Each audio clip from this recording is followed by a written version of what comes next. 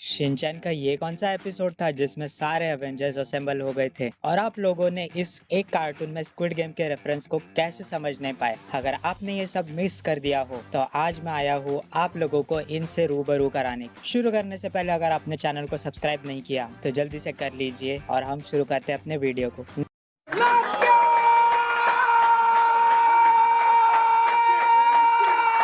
Number 1, squid game. तो अगर आप लोगों ने स्क्विड गेम देखा है तो आप इस इमेज को देखते ही पहचान जाओगे। अब जरा इस सीन को देखिए।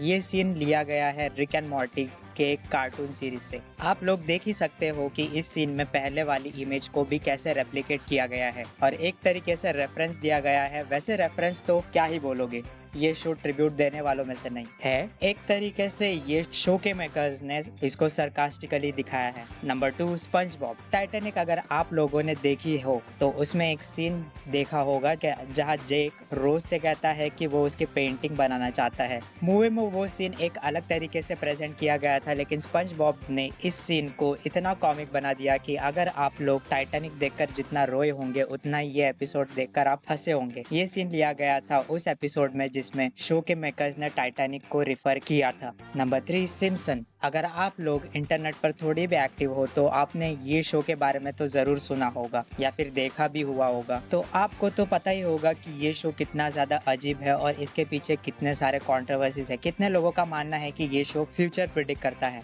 खैर, हम अपने टॉपिक से भटक रहे हैं। इस शो के अब तक 35 सीजन्स आ चुके हैं और बहुत से मूवीज और शोज के मेकर्स ने इतने सारे मूवी रेफरेंस दिए होंगे कि उन्हें खुद याद नहीं होगा, लेकिन सिम्पसन के किसी एक फैन ने इन सारे मूवी रेफरेंसेस को रेडिट पर पोस्ट किया है पूरी एक लिस्ट के फॉर्म में, जिसमें उसने हर एक मूवी के रेफरेंस को बताया है। Number 4, Shinchan. इस स्वॉर्ड को देखकर स्टार वॉर फैंस को उस फ्रेंचाइज की याद आ जाती है। ये स्वॉर्ड पूरी स्टोरी लाइन एक जरूरी पार्ट में से एक है। अब ये देखिए, इस स्वॉर्ड को शिनचैन के इस एपिसोड में दिखाया गया और यही नहीं, ये पूरा एपिसोड शिनचैन वॉर्स के नाम से पब्लिश किया गया था। यहाँ शिनचैन के कैरेक्टर्स थे और स्टार वॉर का सेटअप। ये एपिसोड काफी ज्यादा मजेदार था। अगर आपने इसे नहीं देखा है और आप स्टार वॉर्स के फैन हो तो आपको ये एपिसोड बिल्कुल मिस नहीं करना चाहिए।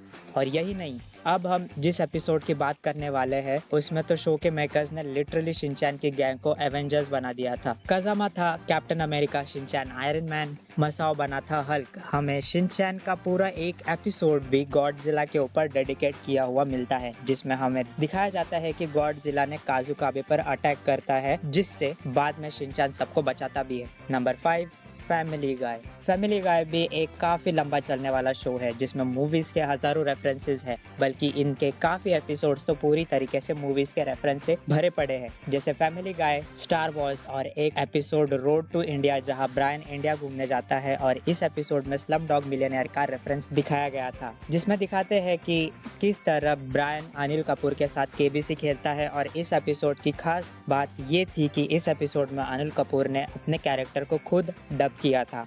और जब केबीसी की बात चल ही रही है तो हम गिनतामा को कैसे छोड़ दे। इस एनिमे में तो केबीसी के ऊपर पूरा एक डेडिकेटेड एपिसोड बना था और इसमें उन लोगों ने केबीसी शो को रोस्ट करते हुए बहुत फनी वे में दिखाया था। एपिसोड की कहानी ये थी कि एनिमे का कैरेक्टर किसी तरह शो में पहुंचता है और कुछ अमाउंट जीतता है ताकि वो अपने कुछ डेट्स को पे कर सके, लेकिन फिर उसे पता चलता है कि शो वाले जीते हुए अमाउंट में से सिर्फ हाफ अमाउंट ही पे करते हैं, यानी सिर्फ हाफ ही डेट पे हो पाएगा। और इसे जिस फनी वे में पोर्ट्रे किया गया था वो बहुत फनी है, आपको इसे जरूर देखना चाहिए। Number 6, Sherlock Holmes. ये एक ऐसा कैरेक्टर है जिसके लगभग हर एनिमे और कार्टून में रेफरेंसेस मौजूद है। फिनियस एंड फर्ब के एक एपिसोड में कैंडिस और स्टेसी को एक डिटेक्टिव की तरह दिखाया गया है, जो बिल्कुल शेरलॉक होम्स की तरह दिखाया गया था। और यही नहीं, ऑगी एंड द कॉकरोचेस के एक मूवी में भी हमें दिखाया जाता है कि जैक शेरलॉक होम्स और ऑगी को बनाया गया था डॉक्टर वॉटसन। ये पूरी मूवी इंग्लिश थीम पर बेस्ड थी और ऑगी के बहुत ही क्रिएटिव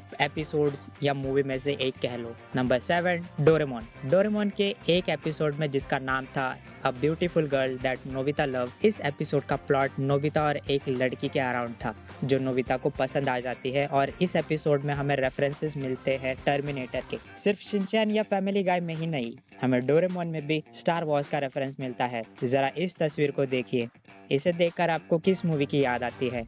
जी हाँ, मंकी किंग। इसे दिखाया गया था डोरेमोन के एक मूवी में जिसमें नोबिता खुद मंकी किंग बनता है। Number 8, Phineas and Ferb. जरा इस कैरेक्टर को देखिए, इसका नाम है एजेंट 007 और इसे सीधा जेम्स बॉन्ड से उठाया गया है। ये उस एपिसोड में अपीयर होता है जिस एपिसोड में शेरलॉक होम्स को रेफर किया गया था। इसके बाद ये कैरेक्टर बहुत बार इस शो में देखा गया है। इसके अलावा फिनियस एंड फर्ब में लॉर्ड ऑफ द रिंग्स के भी काफी रेफरेंसेस मिलते हैं। Number 9, Rick and Morty.